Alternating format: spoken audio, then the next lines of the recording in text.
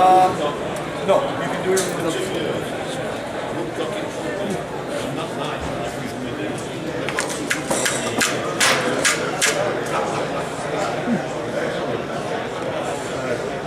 Fall back in. Now, as you all noticed, the front of the stock has a ferrule, a little metal piece. That's part of your accuracy. And the ferrule interfaces with the handguard retaining ferrule that's on the barrel here. Now, you notice some of them are tight, some of them are loose.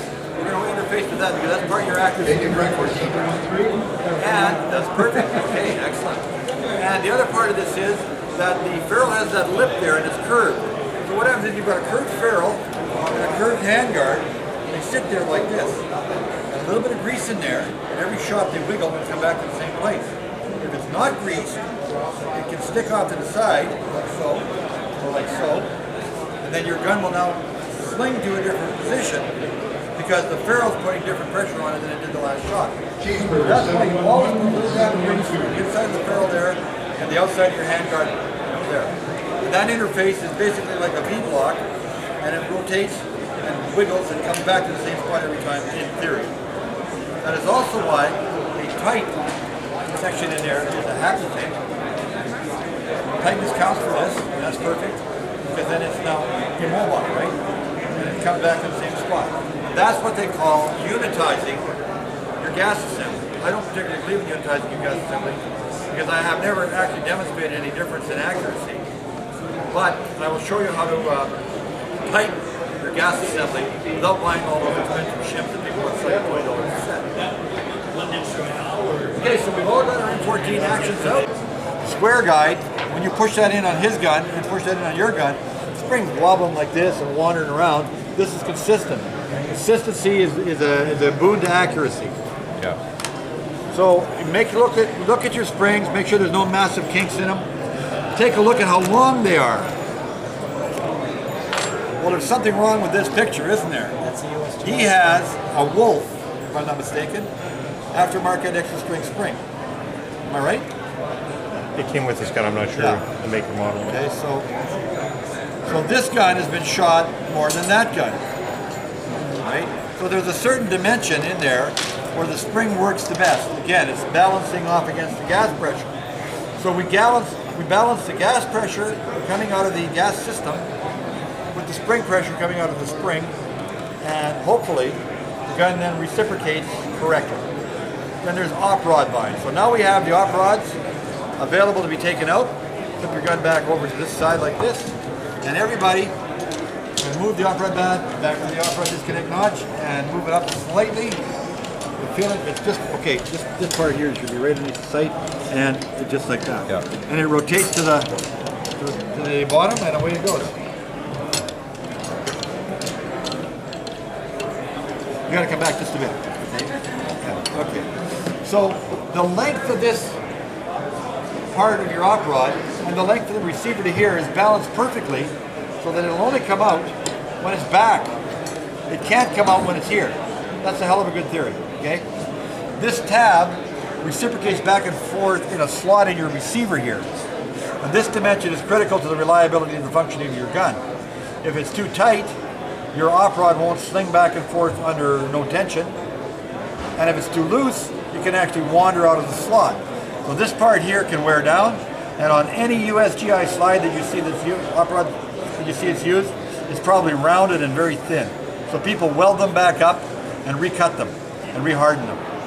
Inside the groove here, you see it all peened out, and something's wrong with the functioning of your gun. This part here should be nice and smooth and not banged up too much. If the op rod is soft, and some of them are, you'll find that it gets peened quite easily, or if the timing is off, or if you're running heavy ammo, this part can get peened and rough, and that is not smoothness. Smoothness is your friend.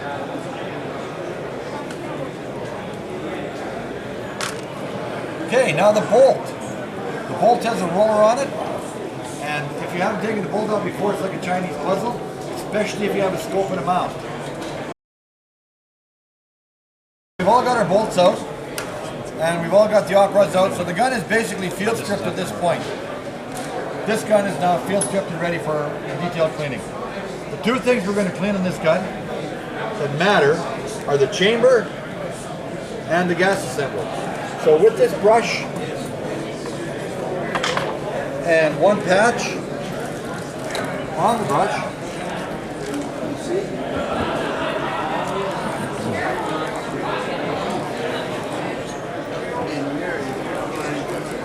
and our friend the brake cleaner.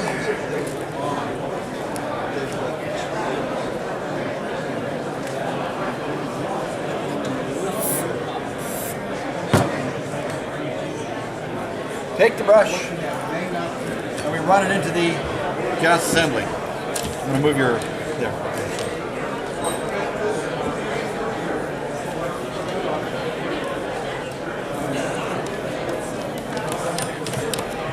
Not bad at all.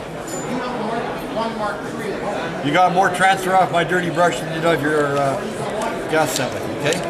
So everybody do that with their gun.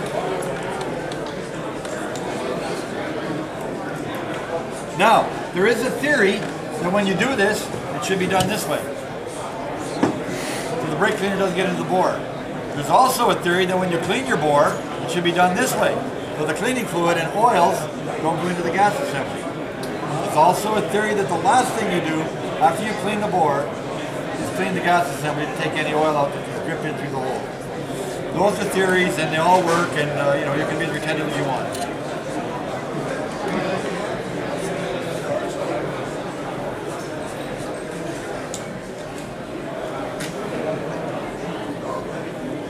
So at this point, I would be holding the gun like this while I clean the bore now, because I've got the gas assembly clean. If you did it in reverse, if you clean the bore first, you know, then it doesn't matter because you're cleaning the gas assembly last. Well, there's lots of brake cleaner here, man. Feel free. The brake cleaner cleans it, but it won't be ready. Brake cleaner you can parkerize right over it. It evaporates. It's almost like, well, WD-40 will do this as well, guys. Yeah. But WD-40 leaves a residue. Brake cleaner doesn't. Brake cleaner cleans all the oil out as well as the carbon. And as you notice when you're doing, if any of you have shot your M14s and that carbon in the piston, the brake cleaner gets in there nicely and pulls out that carbon out of there. Does it pull the paint off the barrels? No, what you're doing is you're stripping the, okay, parkerizing is basically a sandblasted pit. And the sandblasted pit holds the cosmoline and the grease. So parkerizing that's dry has no real protective function. So it's gray color. Yeah. So when you take the oils out of it, you're stripping it. That's not a good thing. So using brake cleaner on the parkerized surfaces will strip the embedded oils out, and the only thing that'll get that oil back again is a couple of weeks of rubbing cosmoline and oil back in there. So this wearing off is okay? That's good. That's not gonna hurt. So everybody clean their bore. Here's a cleaning rod. You got your own cleaning rods. Everybody should have their own cleaning rods. Should be one made. Yeah, use that one over there. Oh yeah, sure. You're happy. You're happy. Use this one for just. So after you've cleaned the bore and the gas assembly, you take the last little bit that you push down the bore into the chamber out with the bore brush, or with the chamber brush. The chamber brush takes the tip of your cleaning handle. Grab that cleaning handle over there. Did you get the brush like that? Oh, never mind. Forget that. That's all. This cap on here will take forever to get off. So all you do is the brush is ratcheted, and you have a handle, courtesy of.